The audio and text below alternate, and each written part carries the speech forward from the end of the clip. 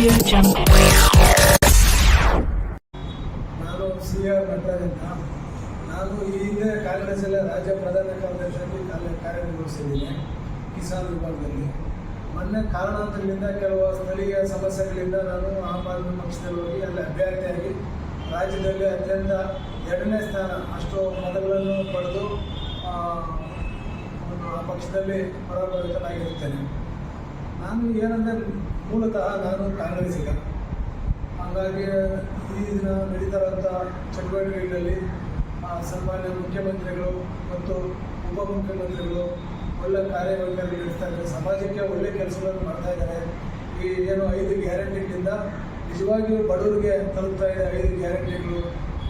ಹೀಗಾಗಿ ನಾವೆಲ್ಲ ಏನು ದಲಿತರು, ಹಿಂದುಳಿದ ವರ್ಗದವರು ಎಲ್ಲರೂ ಕಾಂಗ್ರೆಸ್ ಪಕ್ಷಕ್ಕೆ ನಾವು ಬೆಂಬಲ ಸೂಚಿಸಬೇಕಂತ ಒಂದು ವಿಚಾರದಿಂದ ನಾವು ಈ ದಿನ ನಮ್ಮ ಬೆಂಬಲಿಗರಾದಂಥ ಶಂಕರಪ್ಪ ಮಾದಿಗದೊಡ್ಡವರ ಹಿರಿಯ ನಾಯಕರು, ರಾಜ್ಯ ಉಪಾಧ್ಯಕ್ಷರು ಮತ್ತು ಮಾಜಿ ನ್ಯಾಯಾಧೀಶರಾದಂಥ ವೆಂಕಟರಮಣಪ್ಪ ಮತ್ತು ಶಿವು ಮತ್ತೇಂದ್ರಪ್ಪ ಎಲ್ಲ ನಮ್ಮ ಸಂಘಟನೆಗಳ ಸಮ್ಮುಖದಲ್ಲಿ KPCC ಅಧ್ಯಕ್ಷರಾದಂಥ DK ಶಿವಕುಮಾರ್ ಸಾಹೇಬರ ಒಂದು ಸಮ್ಮುಖದಲ್ಲಿ ಇವತ್ತು ಪಕ್ಷ ಮರುಳಿ ಕೂಡಿಗೆ ನಮ್ಮ ಪಕ್ಷಕ್ಕೆ ಮತ್ತೆ ನಾವು ಸೇರ್ಪಡೆ ಆಗಿದ್ದೇವೆ. ಮಂಜುನಾಥ ಗಾಂಧಿ ಎಷ್ಟು ಓಟಿಂದ ನೀವು ಜಯ ತಂದುಕೊಡ್ತೀರಿ ನಿಮ್ಮ ಸರ್? ಖಂಡಿತವಾಗೂ 1 ಲಕ್ಷ ಅಂತಾರಾಷ್ಟ್ರೀಯ ಓಟಿಂದ ಮನ್ಸೂರ್ ಅಲಿ ಖಾನನ್ನು ನಾವು ಗೆಲ್ಲಿಸುತ್ತೇವೆ.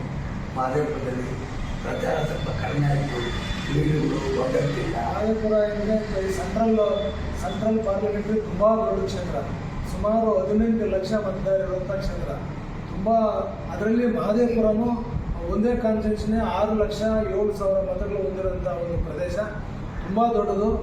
ಆದರೂ ಸಮಯಾವಕಾಶ ಕಡಿಮೆ ಇದೆ. ಆದ್ರೂ ಕಾಂಗ್ರೆಸ್ ಪಕ್ಷಕ್ಕೆ ಅತಿ ಹೆಚ್ಚು ಕಾರ್ಯಕರ್ತರಿದ್ದಾರೆ. ಎಲ್ಲ ಕಡೆ ಬೂತ್ ಮಟ್ಟದಲ್ಲಿ ಸಹ ಕೆಲಸ ನಡೀತಾ ಇದೆ. ಬೂತ್ ಮಟ್ಟದಲ್ಲಿ ಕೆಲಸ ಮಾಡಿ ಮನ್ಸೂರ್ ಅಲಿ ಖಾನನ್ನು ಎಲ್ಲರೂ ನಾವು ಒಬ್ಬರಿಂದ ಗೆಲ್ಲಿಸ್ತೀವಿ. ಸರ್ ನಾಗರಾಜ್ ಅವರೇ, ಆಮ್ ಆದ್ಮಿ ಪಾರ್ಟಿಗೆ ಇದ್ರಿಂದ ಅಂದರೆ ಈ ಇಂಡಿಯಾ ಒಕ್ಕೂಟದಲ್ಲಿ ಅದು ಕೂಡ ಇದೆ. ಇವಾಗ ಇಟ್ಬಿಟ್ಟು ಬಂದು ಕಾಂಗ್ರೆಸ್ ಸೇರ್ಪಡೆ ಆದರೆ ಏನು ಹಿನ್ನಡೆ ಆಗಲ್ಲ ಸರ್? ಏನಾಗಿದೆ, ಈ ಇಂಡಿಯಾ ಕೂಟ ಬರೀ ಚುನಾವಣೆ ತನಕನೇ.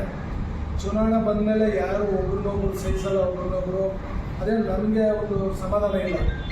ಯಾಕಂದರೆ ಈ ಕೂಟಗಳು ಯಾವುದೂ ಉಚಿತ ಆಗಲ್ಲ. ನಾನೇನಿದ್ರೆ ಬೇಸಿಕಲಿ ಕಾಂಗ್ರೆಸ್ ಪಕ್ಷದಲ್ಲಿ ಇಷ್ಟು ವರ್ಷ ದುಡಿದಿದ್ದೆ.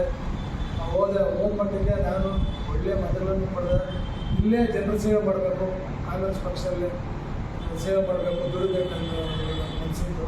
ಹಾಗಾಗಿ ಸನ್ಮಾನ್ಯ ಅಧ್ಯಕ್ಷರ ಸಮ್ಮುಖದಲ್ಲಿ ನಾನು